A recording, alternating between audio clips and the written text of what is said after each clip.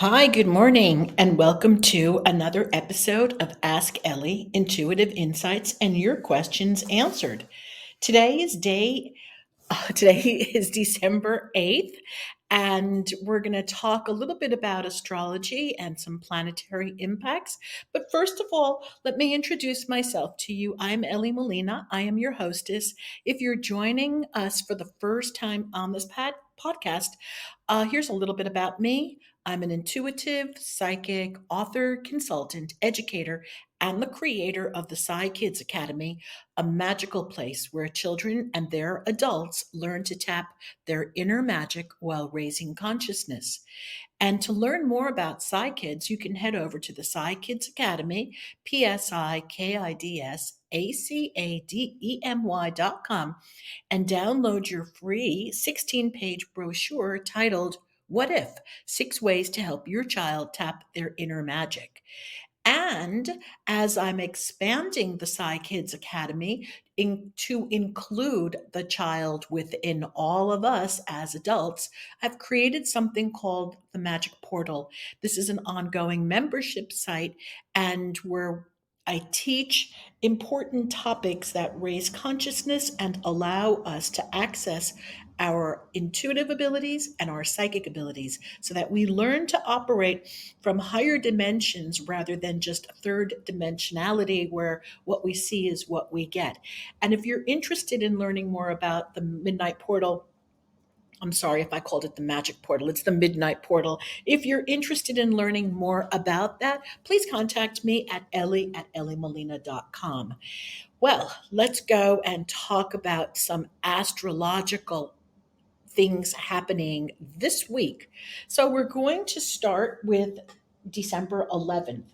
There's a few things happening over here. We've got a Venus conjunct Pluto in Capricorn. So, with that happening, you may start to display some warm and loving feelings towards other people, perhaps a partner. Then, when you have then we have Mercury sextile Jupiter. So that's a Sagittarius Aquarius conjunction. And this is where, if you want to start going shopping, you may find some really great deals. Also, if you are traveling, this is a very auspicious day to start traveling. However, because the sun is squaring Neptune on this particular day, it is not a day to sign contracts. And even though it may be an auspicious day to go shopping and to travel, you still want to be very clear because there's also deception at hand here. So when you're going shopping, pay attention. When you're traveling, pay attention. You really want to be mindful, not that you want to create anybody deceiving you, but just keep your eyes open as the energy uh, allows for that kind of behavior. Now, on December 13th, Mars enters Sagittarius and Mercury enters Capricorn. So, Mars in Sagittarius, oh, people are going to go out and want to have parties and fun and really imagine like the archer, Sagittarius, the archer. Imagine putting Mars in charge of the, you can imagine where that can go. So, don't be surprised if people stick their foot in their mouths when they're saying things, or they may even be a little bit aggressive uh, because they're just so jovial and happy. I mean, it could go anywhere like that.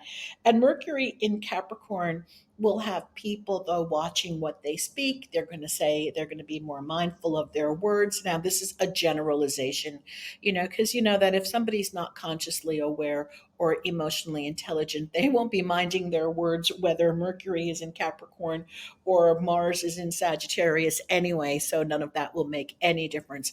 But for those people who enjoy astrology, just know these are some of the things that are prevalent this coming week. And yeah, so I would like to make an announcement right now. Next week, I have a wonderful guest, and I'm going to announce her later on this week. And then on the 22nd and the 29th, there will be no live podcast. So there will not be a live podcast on the 22nd and on the 29th. And then we will start the live podcasts again on January 5th with a phenomenal guest who is famous in the remote viewing community. And so I will be introducing him come New Year. And okay, let's welcome everybody who's here today. So, good morning, Thomas. Good evening to you, actually. Josie, good morning. Eva, good morning. TYSSRWWY. Hey, yeah, hi.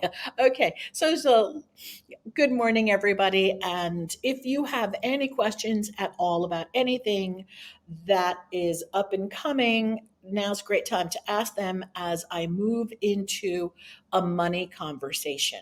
So if there are no questions, I'm going to get started and we are going to talk about money. All right. Now, talking about money, the best way to do it is to take a deep breath because, as I put over here in the description of today's podcast, people have visceral reactions, responses to money conversations. Some people are unable to talk about money. Some people love talking about money. Some people's hearts beat rapidly or their hands start to get all clammy when they talk about money. So, as I am talking about money right now, have a look at what your body is doing. Just pay attention to what your body's doing. Are you breathing a little more rapidly? Are your hands getting a little clammy? Is there anxiety or are you like super happy and oh yeah, let's hear about more money, okay? So wherever you're at, just pay attention to this. Now, the good thing and the bad thing. The good thing is that it can be resolved. The bad thing is that your money consciousness has been programmed into you since childhood. So we know how the subconscious works. The subconscious works in such a way that you take a child from 0 to 7 or 8 years old, and anything that you input into that child, it becomes the blueprint. So it's nature, nurture, conversations around the home. So this is what happens to children. They start to pick up, take on, and learn the behaviors of the adults around them. So they also make judgments and they also create their own life lessons. So if child hears their parents talking about money, oh, we don't have any money, we don't have any, and there's fear and anxiety in that conversation, then the child is going to start to equate fear and nervousness around not having money. It becomes part of the blueprint, just as people who come from families where there is hereditarily so much money that there is no money conversation in terms of, oh, just, well, how much is that? Okay, well, what do I invest there? Or what these are conversations then that happen without that fear charge. This is more like, oh, okay, let's see what's going on. It's a whole other conversation, a whole other bodily feeling as compared to the person who's having the conversations of lack as a child. Unfortunately, most of the conversations in Western culture, as I cannot generalize for other cultures, most of the families in Western culture come from the feelings of lack and fear around money, and that's why we have the 1% and the 5%, because people are afraid to have money conversations. Now, we've also been taught. Now, nothing I'm saying here is new, probably. We've also been taught not to talk about money. We don't talk about how much we earn. We don't talk about any of that. It's almost as if it's shameful to say, hey, I've got this amount of money in my bank account. So we don't, these are secrets. We keep secrets around this and energy gets charged. Now, remember, money is an energy and money is also, um, oh, what's the word I'm looking for here? So money is just a symbol. You know, if you had gold, lots of gold and lots of gold bars, and they were in your home, or even lots of dollar bills, there's really, if you gave it to your dog, it would be worthless. I mean, it just has no charge. There, it's not worth anything. Nobody can eat it. You can't do anything with it if it were to lose its imaginary value. So, this is really what it is. It's an imaginary value that people agree on and have all sorts of reactions to. Back in the day, people had sheep and cattle, and we don't have that anymore. Then they had gold and silver and trinkets, yada yada. So now we don't even carry dollar bills around anymore. Now we just have these numbers in a bank account somewhere, and that becomes our income. And so we get charged up around all of this. It's very, very fascinating. So now, with that charge going on in your body, you really want to take a look at, well, what can I do, first of all, to remove the charge? Well, you want to find out what the charge is. Like, how do you feel about money? Are you happy when you talk about money? Do you get excited when you talk about money? Do you love money conversations? Are you afraid to have money conversations? These are things you want to become aware of. Like, what is your position on money? Then, the second thing that you want to look at is, what is your blueprint on money? So, this we also have during our early stages of development up until age 35, we have created a blueprint about our finances. So the blueprint looks like a thermostat. So imagine you have a thermostat and you're comfortable at 71 degrees in your home. And when the temperature goes higher than 71, that's okay. Temperature hits 75, you start sweating, you want to either open windows or turn on the fan or the AC so that the thermostat goes down to 71. Now, if the thermostat is on 68 or 63, you start to feel cold. You want to raise that temperature back to 71. And that is where your thermostat is at. Now, this is the same thing with money. And you've heard it, and I'm not telling you anything you probably don't know. But lottery winners, people who make money overnight, people who really come into a fortune quickly, their thermostats are set at a specific number. So let's just take somebody whose thermostat is set at $100,000 a year as an annual income. So if a person's thermostat is set as $100,000, no matter how much money they're going to get, if they do not practice raising their thermostat, they're either going to spend the money, lose the money, do something with the money, gift it, something will happen. And at the end of the year, they're going to find themselves, if they do their accounting, they're going to find themselves back at $100,000.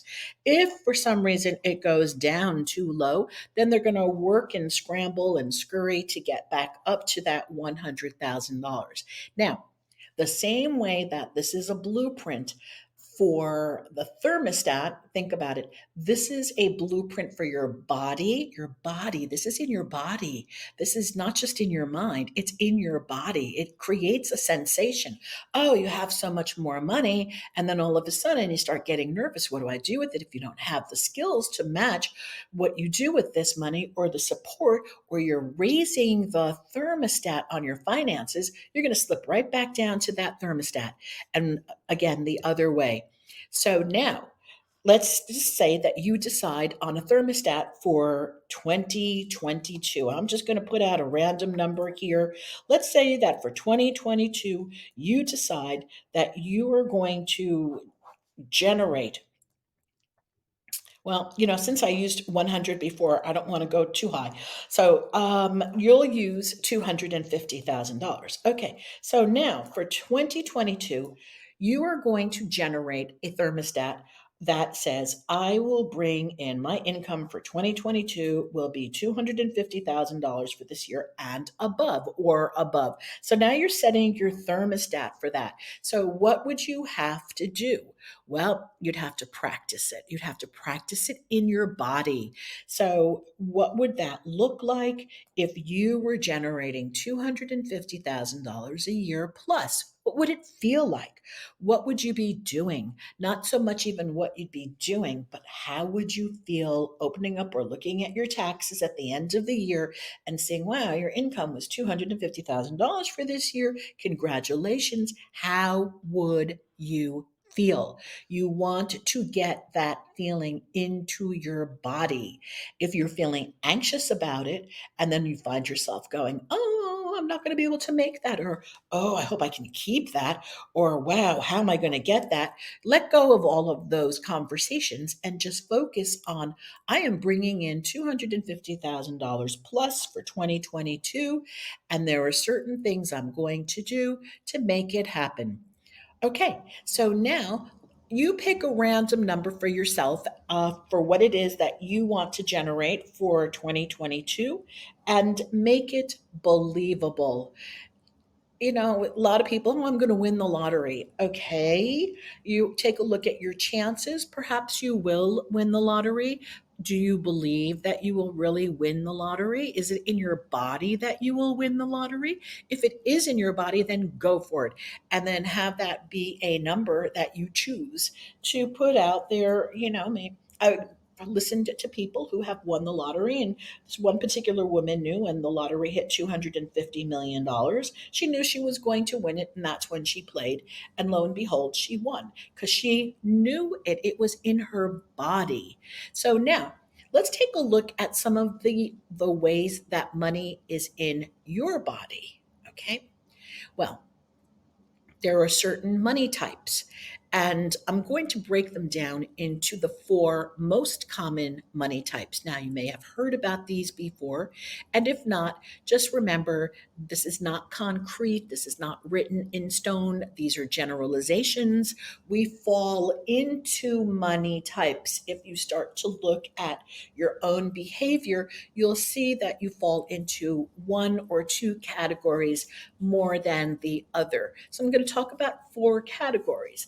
As I say them, you're probably going to have a bodily reaction and say, oh, that's me. I recognize myself. All right, so let's take a look at recognizing yourself as a money type and what you can do to alter it or make it work even better for you. So the first money type is the avoider. And I will go into the detail about that in a moment. But the first one is the avoider. The second money type is the spender. The third money type is the martyr. And the fourth money type is the saver. So you may say to yourself, oh, I know exactly where I fall. All right, let's take a look and see which one of these happens to be your dominant way of being. So, the avoider gets really anxious when it comes to looking at their bank accounts. So, you can always recognize if you're going to visit people, you can always recognize a money avoider by the unopened, well, nowadays, most people don't get paper statements, but back in the day, you could always recognize the avoider by the stack of bills or the stack of unopened letters that would be lying either in their secret drawer or on the counter. So the avoider is so frightened that A, they don't even open up their mail to see what their bank account is, nor to see what their bills are. They don't check their bank accounts. They don't check their credit card statements. And when they do, they get very anxious about it. Now, I work with a few people who had avoider types. And one of the pitfalls of the avoider types is that by not checking your bank account regularly or your credit card statements daily, you are prone to being a target for fraud if or scamming because you don't open it up enough to find out what's going on. So there's no connection to your money, there's no connection to your bills. Now, most of the time people have reasons for not looking at it. First of all, it causes anxiety in their bodies. Remember, I was saying to you before that money creates these physical responses. So they're anxious. They're afraid to look at their bank accounts. They're afraid to look at their credit card statements. It makes their heart beat when they go to open it. And then these people are prone to worrying about money. So when you start worrying about money, and that's a conversation in your head with self talk, you know what's going to start happening. It's going to get more. You're going to rate, your thermostat is going to start dipping in the other direction. A lot of people who are avoiders also tend to be overworked. And then they also say, well, I go on my instinct. I go on my instinct. And they don't look at their numbers because they're going on their instinct. But this is not the ideal way to either run a business or run your own financial life, in my opinion. This is just, I'm giving you my opinion on this one because we're always looking for healthy and balanced. So, if there is such a thing as balanced. The second person is the saver. Now, the saver is very fearful. They're always cautious. They don't do things, they make decisions very slowly. They jump in at the last moment. They're highly self critical and they don't like to let go of past mistakes. They're also very competitive with themselves and they're overly dependent on numbers. The feeling that resides in the saver is one of lack and not enough. So you see, there's no trust. Savers have a tendency to overwork. They work to the point of exhausting themselves. They don't hire staff. They don't hire helpers. They also create these belief systems that they feel stuck. And there's also this, oh, something is too good. If something is good, they don't want to take a risk. They operate in fear and lack, and it goes into their body and then creates all kinds of bodily ailments. So it's fascinating to watch. Now, the third type of person is the martyr. The martyr um, hates to say no to certain things. So they hate to say no. So they also have this urge to take care of the world.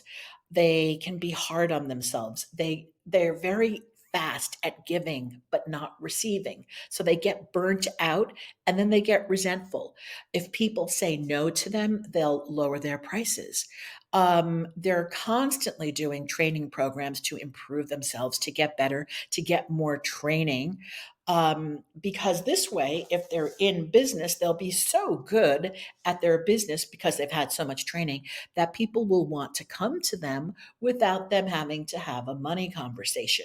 So we see this in the coaching industry a lot, where new coaches are afraid to have money conversations. So therefore, they will overperform and keep training themselves just to avoid the conversations. In some industries, we have this also. People overgive, they just give and give too much so they can compensate for their fear of having that money conversation. They lower prices for their own programs or their own services, but when somebody else asks for a price or a service, they will just they'll just pay it without blinking an eyeball or even negotiating. And they also have trouble with boundaries. So if you're a martyr, you'll know where you stand in that one because the bodily feeling tends to go into resentment after a while because you're giving so much. And when there's giving and giving and giving and there's nothing in return, that leads to resentment. Okay, now the spender. The spender is not afraid of risks. They're willing to invest in themselves. They make their decisions on emotions, and they're also prone to distractions. The spender loves to take care of other people. They pick up the bill at lunch, at dinner. Again, they're not afraid to take risks and they invest in themselves. Spenders oftentimes spend more money than they're making. They have credit card debt. They spend things on things that they don't follow through on. For example, they may buy programs and then just not finish them. They may buy books or products and just not, I don't know, food and not finish it.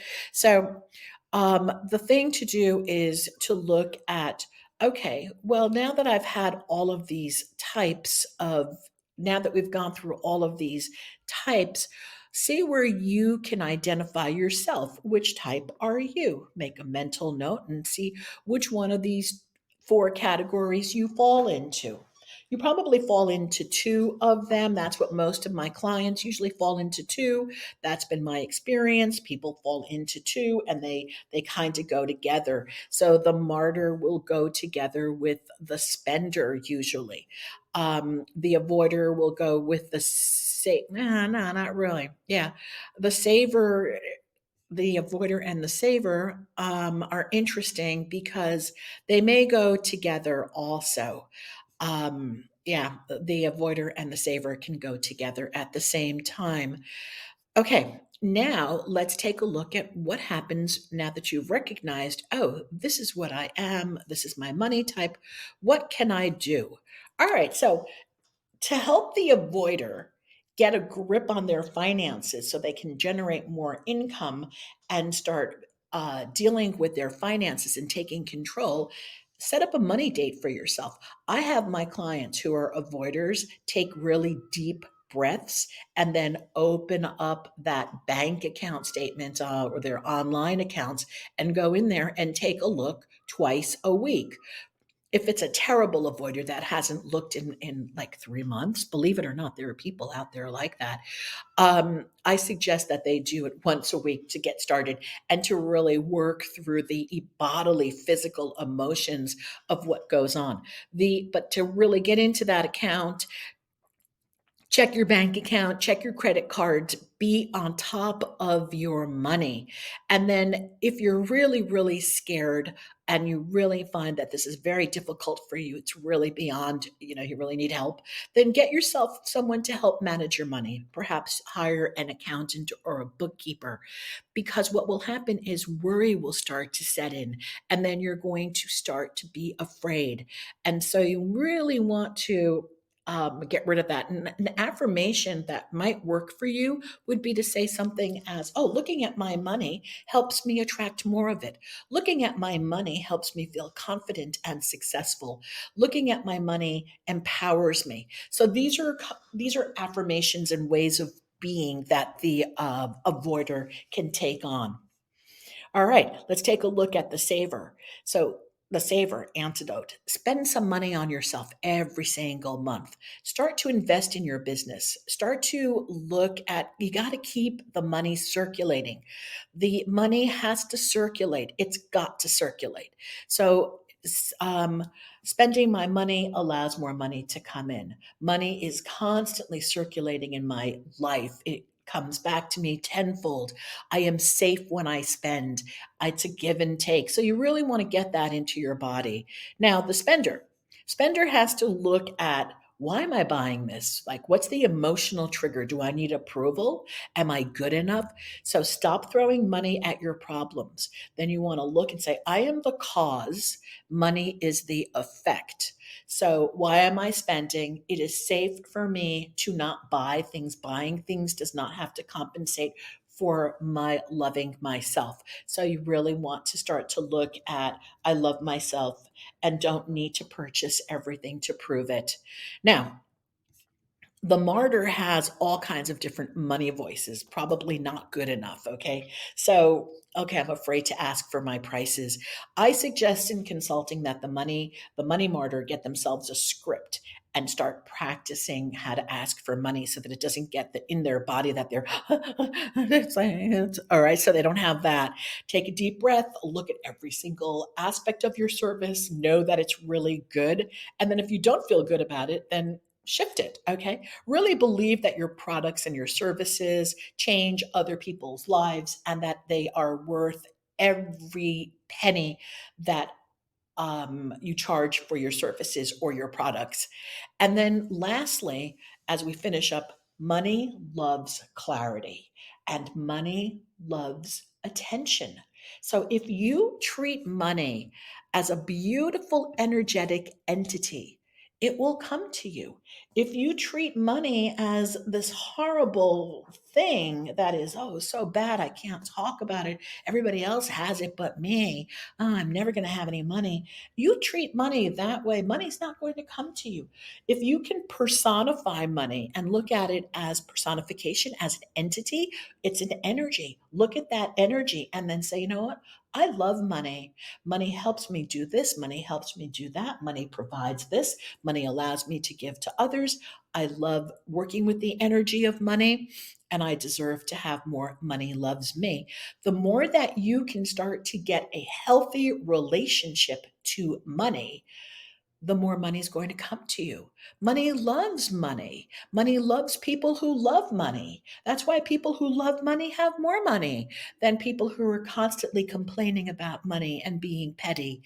So there's nothing wrong with loving money. That's a whole other conversation. You're not loving money just for money's sake. You're loving money because of what it provides for you. It is an energy. We love the air that we breathe.